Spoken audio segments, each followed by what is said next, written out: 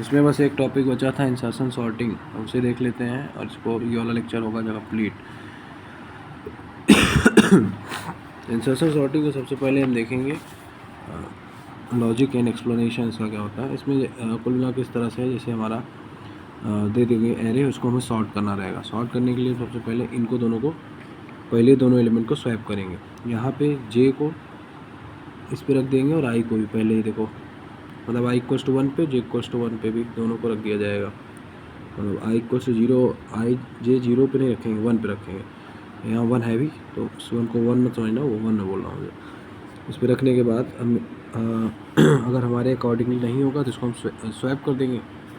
तो स्वैप किया, और स्वैप करने के बाद आई और जे जो है आगे आ जाएंगे इस पे 7 पे। तो स्वैप होने के बाद यहाँ आ गए। अब ये एग्जैक्ट सही है तो फिर कुछ नहीं करेंगे, सीधा आई जे आगे बढ़ जाएंगे, 3 पे आ जाएंगे। वो आई जे 3 पे आ गए। अब यहाँ पे उल्टा केस चल रहा है, मतलब तो ये स्वैप होगा और जे जाएगा पीछे। तो यानी स्वैप होते टाइम जे माइनस माइनस होता है, आई वही रहता है।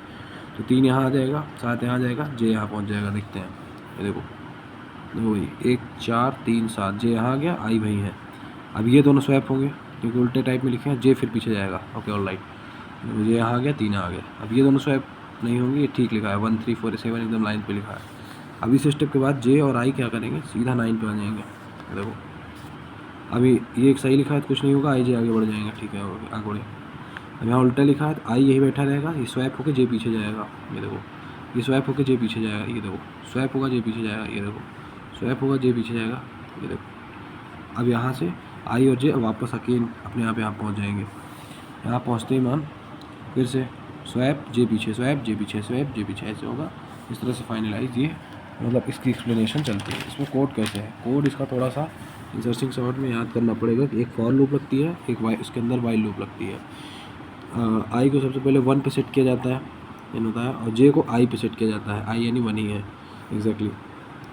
उसके बाद वाइल लूप लगाते हैं। वाइल लूप में 2 कंडीशन होगी। पहली बात तो अगर जे मेरा छोटा है जे माइनस 1 से, यानी पीछे वाला एलिमेंट बड़ा है, तो स्वैप करके जे को पीछे भेज देंगे, ये चीज़। और एक कंडीशन इसके अंदर और है, जे ग्रेटर देन 0 होना चाहिए। Greater than 0 because greater than 0 इसलिए रखें कि अगर यहाँ जे की वैल्यू 0 रखते हैं तो यहाँ -1 बन जाता है, ये रीज़न हो जाता है, दैट इज़।